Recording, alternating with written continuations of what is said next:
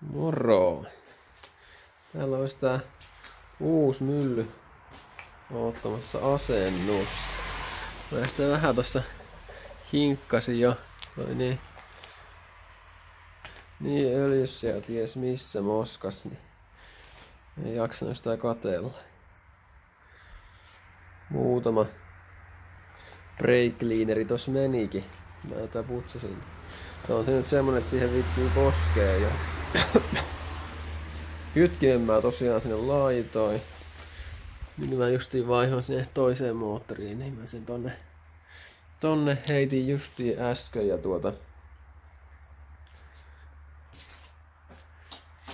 piti vaihtaa vauhtipyörä. Tässä oli jostain syystä niin tämmönen erikoinen tää vauhtipyörä. Tässä oli liian kapea tämä.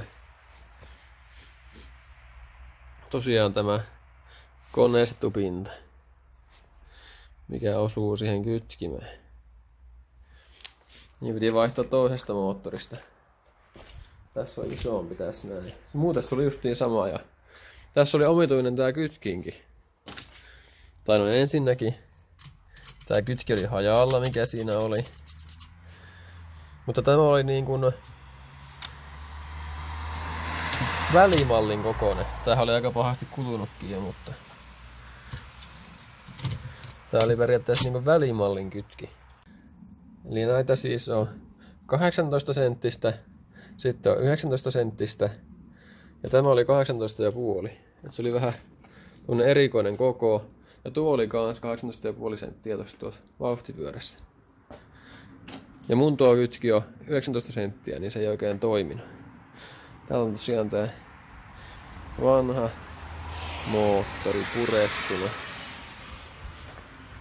Niin nyt pitäisi tuo kansi nyt heittää tänne seuraavaksi paikalleen ja laittaa jakopää ja jako kuntoon ja sitten voidaankin alkaa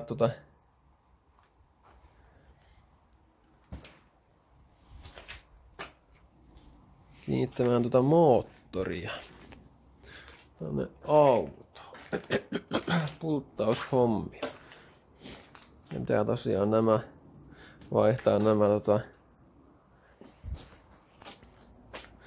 nuo kaikki nuo hihnapyörät pitää vaihtaa toisesta, kun tämä on sitä vanhemmasta moottorista, missä ei ole ilmastointia ja mulla on ilmastoidusta. Tässä tosiaan oli ilmastointi tästä moottorissa alun perin, niin pitää vaihtaa ne kaikki osat. Osat tosiaan tuohon uuteen moottoriin. Siellä tosiaan tässä on nämä ilmastoinnin osat. Tässä on vähän jotain palikkaa, mitä pitäisi kohta laittaa kiinni. Ja mä tosiaan tätäkin sain tästä jo eteenpäin. Tätä imusarjaa. Mä otin mittoja sieltä ja mä tein sitten niitten mukaan justiin sen adapterin, mistä oli puhetta. Niin parista pakoputken laipasta ja putken pätkästä. Eikä se mene sinne periaatteessa niin kuin näin. Mä otan tähän pulttikiinnitykseen sitten vaan, että se tosiaan menee tänne pohjaan asti. Nythän se ei mene kun ottaa aina vastaan tämä ylälaippa, mutta tämmönen siihen on kumminkin tuloillaan. Tämmönen systeemi. Ja tähän tosiaan nyt saa se isomman kaasuläpään sitten suoraan. Et se on niitten mitoilla tosiaan rakennettu tuo. Tuo näkyy niitä muita imusarjoja. Mistä mä tutin niitä mittoja. Mutta joo, laitan seuraavaksi kansi paikalleen. Niin saadaan tätä projektia vähän tästä eteenpäin. Mun oli tarkoitus pistää tähän tämä kannentiiviste, mutta tämä on vaan puoli milliä vahva ja tämä on reilu 1,5 milliä tämä. Ja Tässä US-moottorissa oli semmonen jännä juttu, että tässä nämä männät nousee selkeästi ylemmäs. Mitenköhän mä saisin pyörätettyä sitä? Saako mitenkään?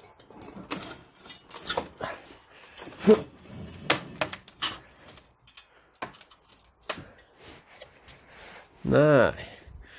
Elikkä siis tässä ne männät nousee näin ylös. Eli käytännössä toi tiivistepinnan tasalle. Eli jos mä olisin pistänyt puolen millin tiivisteen, niin tässä olisi ollut aivan liikaa puristuksia. Ja tosiaan tuossa tämä ei tosiaan paljon tätä enempää nousekaan nuo männät tästä. Ihan pikkasen enemmän. Niin. Tosiaan, jos mä en osaa nämä puristukset, mun on pakko laittaa tää paksu tiiviste tähän näin. Ja tämähän on tämmönen surkea vaperitiiviste. Mutta tohon ei saa mitään muuta.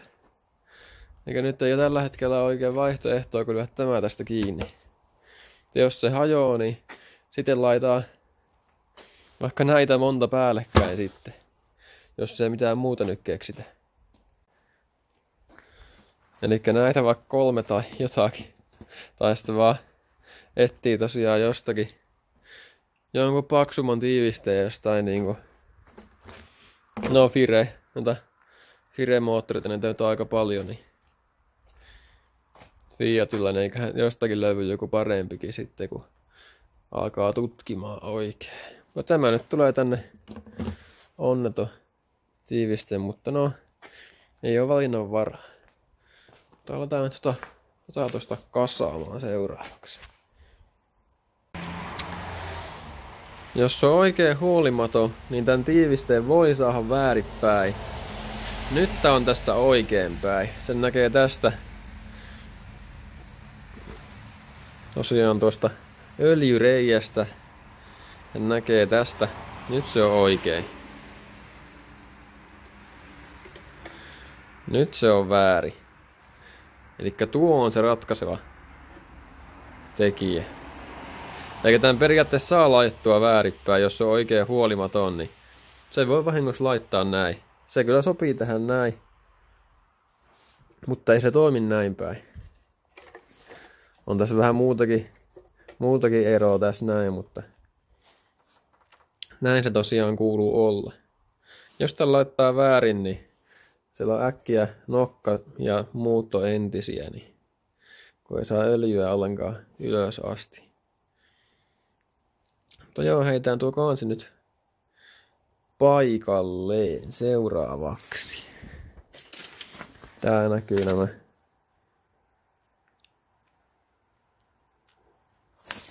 ohjeet. Siinä on nuo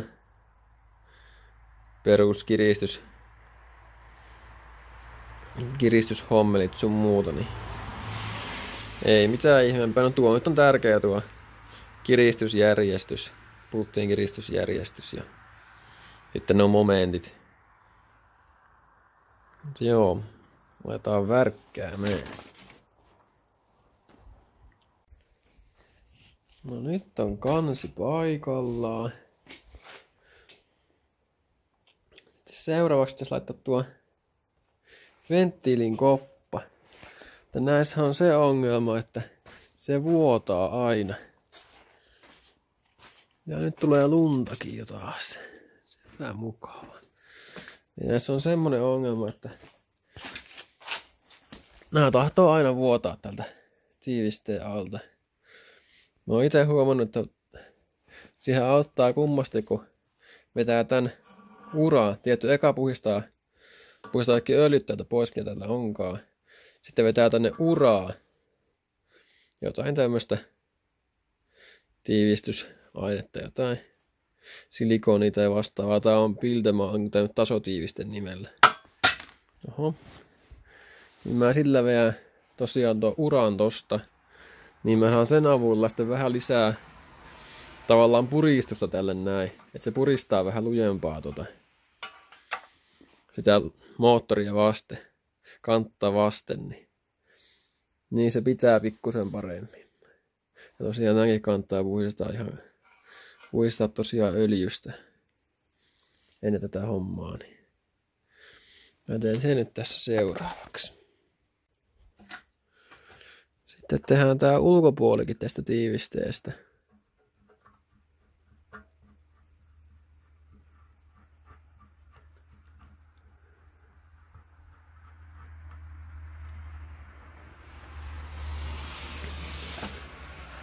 Tähän ei hirveästi tarvitse laittaa. Näihin kulmakohtiin justiin. Niistä se yleensä alkaa ekana vuotamaan. No niin, nyt olisi taas edistystä tullut. Eli mä tosiaan sain tän jakohihnan tänne laitettua. Eikä ylhäällähän tossa näkyy tommonen lovi tuossa. Ja samoin tässä lohkossa on tommoset lovet, niin ne pitää vaan sovittaa näin.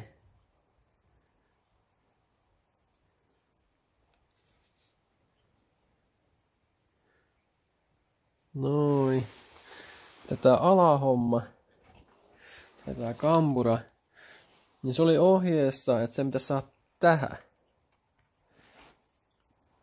Mutta mä en sitäkään saanut mitenkään tuohon kohtaan.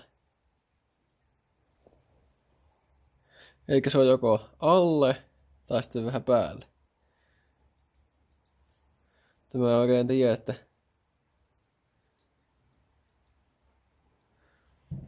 en ole ihan varma tästä näin, mutta tämän pystyy tosiaan muullakin lailla varmistamaan tämän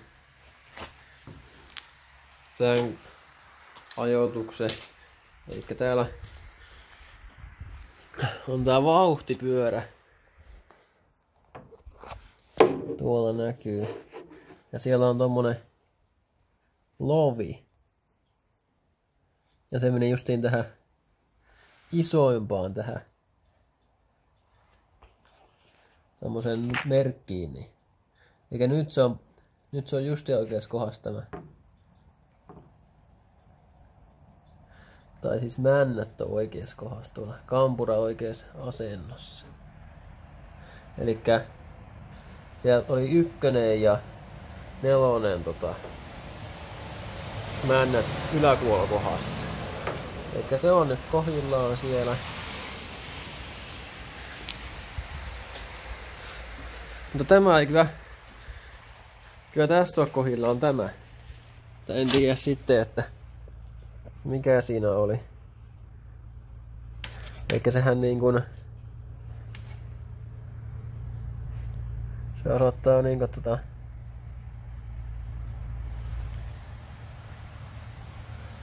melkein siihen, mutta ei ihan.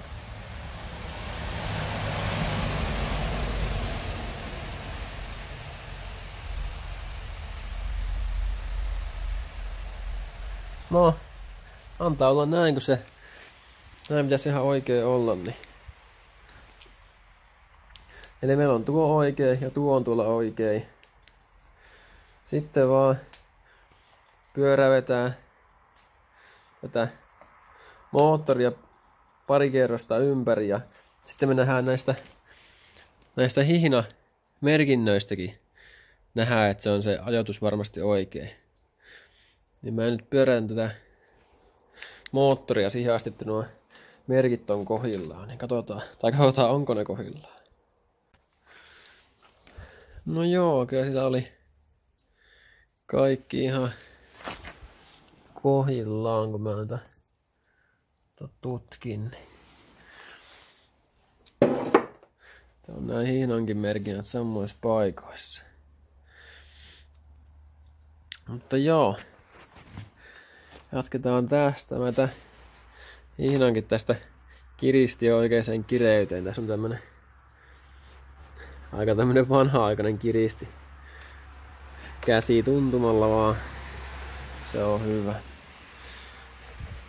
Mutta joo, sitten vaan olisi kasaushommaa luvassa seuraavaksi.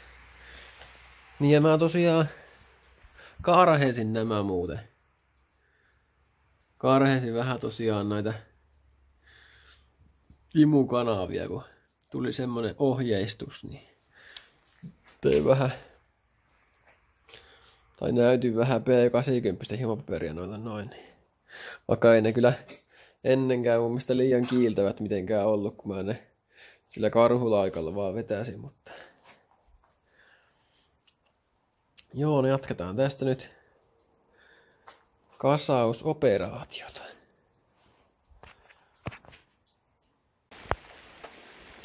Tää Suomen talvi on kyllä hienoa. Ja jos ei tuu lunta, niin sataa kaatamalla vettä. Tää ei oo oikein niinku mikään optimainen tämmönen keli, mutta tämmöiseen vaiheeseen ollaan nyt päästy. Kiitoksia vaan Tomille ja Jyrkille, jos tätä katsotte, niin kävi mua tossa vähän auttamassa. Vaihdettiin tuo moottori tuonne paikoille. Lähdetään sitä pikkuhiljaa. Pikkuhiljaa tämä edistyy. Nyt mä laturita tonne laittelen.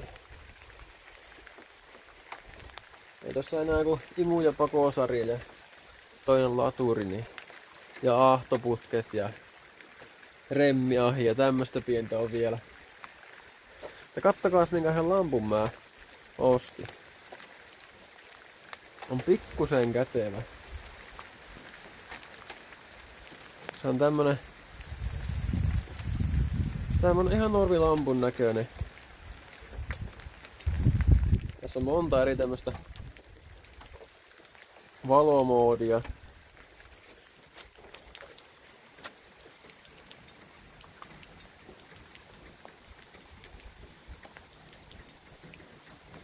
Mutta sitten täällä on lisäksi tämmönen. Täällä on kyleeskin tämmönen valo.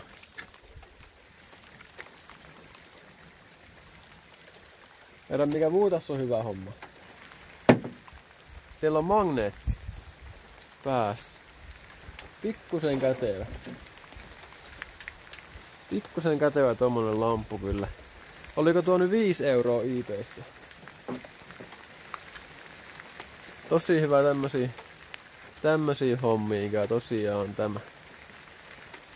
Erittäin toimiva, voin kyllä suositella. Mä voin pistää eBayhin linkin tuosta, jos jotakuta kiinnostaa. Mä voin kyllä tosiaan tota lamppua suositella. Mutta joo, mä nyt yritän tässä jatkaa täällä kaatosateesta rakentelua. Morjens!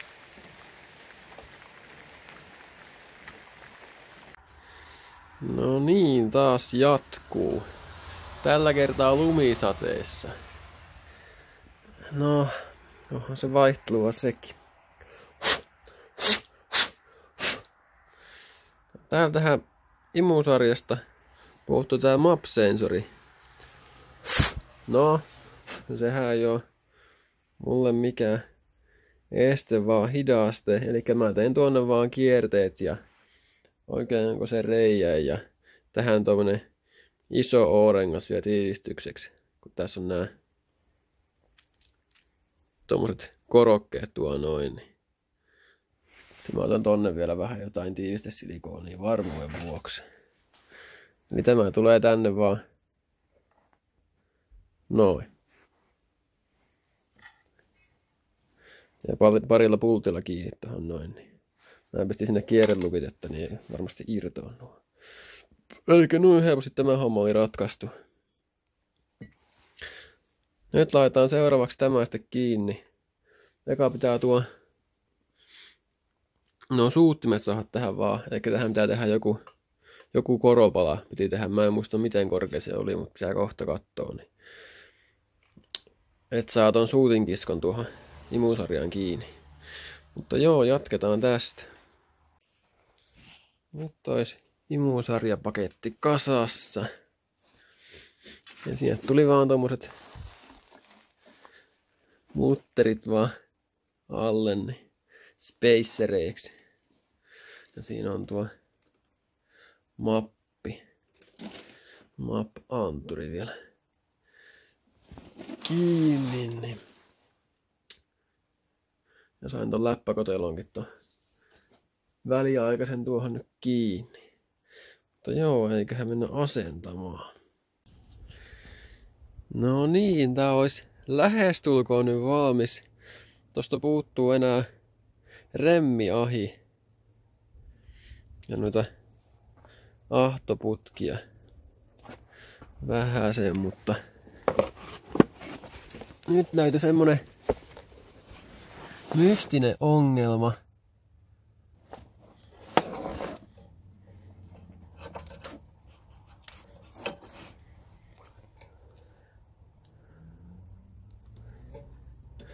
Tää kampiakseli asentotunnisti. Tää on tässä niin kuin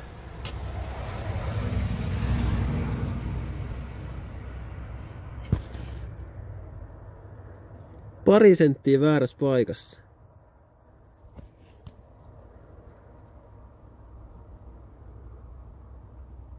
Mä en ymmärrä miten tuo on ylipäätään mahdollista. Eli tätä nyt joutuu jotenkin patentoimaan nyt seuraavaksi sitten. Mä nyt yritän saada sen tuohon oikeaan kohtaan. Hihnalinja kumminkin täällä on täysin oikea. Eikö se ole pelkästään tämä nyt se ongelma? Mutta joo, lähdetään nyt yrittämään tolle tehdä jotakin. Että saataisiin tää ajontaa auto jossain vaiheessa. No niin, se on siellä. Oikeassa kohtaa. No, taas puoli tuntia meni ylimääräistä, mutta eipä näille mitään maa. Se on nyt siellä. Oikeassa kohtaa. En mäkään tämmöstä osannut odottaa.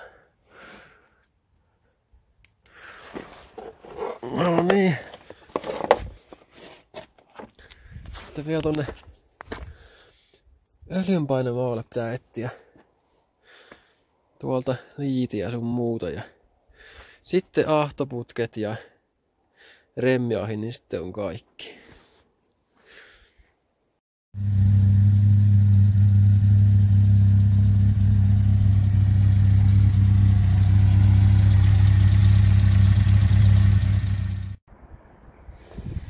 Mä sitten sain tänne yöllä loppujen lopuksi kumminkin ajoa vielä.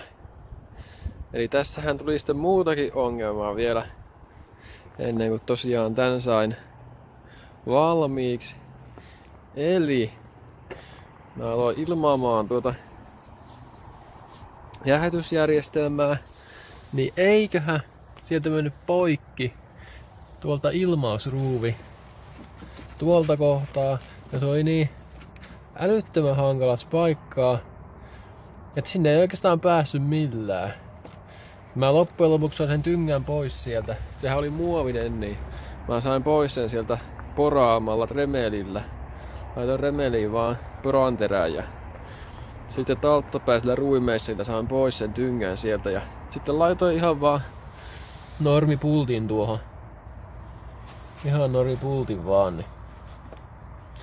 Ja Orenkaan sinne alle, niin tosiaan nyt se pitää. Tää oli kyllä hirveästi ongelmia tän kanssa. Mutta nyt se kumminkin on toiminnassa. Mutta eihän ne ongelmat tietenkään tähän vielä loppunut.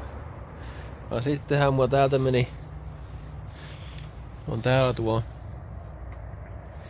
jäähdytysneste anturi, niin se meni hajalle sitten kun mä kävin testiajolla, niin nyt se näyttää koko ajan -5 astetta. Ja tämmöistä pientä ongelmaa ja sitten nakutusanturi. Siellä tuli vikakoodia ja se on täällä syvällä alla tuolla lohkon takana. Mutta pitää mun katsoa, että onko sekin sitten mennyt hajalle vai mikä ongelma siinä oikein oli. Ja siellä tosiaan pitää tässä tutkia. No, mutta tämä nyt kumminkin on ajokuntoinen ihan, että ei siinä mitään. Ja tähän tuli uudet nämä etuvalot. Niin eiköhän tässä toisessa ollut valmiiksi jo yksi kiinnike hajalla. Tää olipa huono tuuri. Mä tein tommosen patentin siihen vaan, että se pysyy siellä. Laitoin prikkoja tohon, että se on suurin piirtein oikealla korkeudella tuo. Ei se nyt vieläkään ihan oo, mutta pitää tehdä sinne joku parempi patentti vielä. Mutta kyllä on nyt ollut huonoa tuuria tämän auton kanssa. Tosiaan Autorokiltahan tämä tuli hajonneena jo. Eikä ollut paketissa palaa edes ollenkaan. Että semmoista. No kyllä tämä tästä kumminkin pikkuhiljaa edistyy. Ja tosiaan tämähän ei vielä ahdakkaan ollenkaan jostain syystä. Mä en tiedä mikä siellä on ongelmana. Mutta siellä on ahtoja tällä hetkellä 0,2 tai 0,3. Mä en tiedä onko sieltä joku ahtoputki nyt irti tai jotakin. Jotakin nyt sitten vielä. Tää tutkia nää kaikki. Niin ja sitten tää flekti täältä ei toimi enää. Silläkin kävi jotakin. Ja pitää tommonenkin hakee uusi. Tännehän menee suoraan yleismallinen. Oliko se nyt 12 tuuma flekti, mikä tonne meni 30 senttiä. Joo, ainakin näyttää säkkiseltä, että menisi 30 senttiä. Flekti sinne. Sen saa piltemasta. Mutta joo, jatketaan tästä. Eiköhän tää pikkuhiljaa tästä taas on toimintakuntoinen. Tai no onhan se nytkin, mutta ei ihan kunnolla kumminkaan.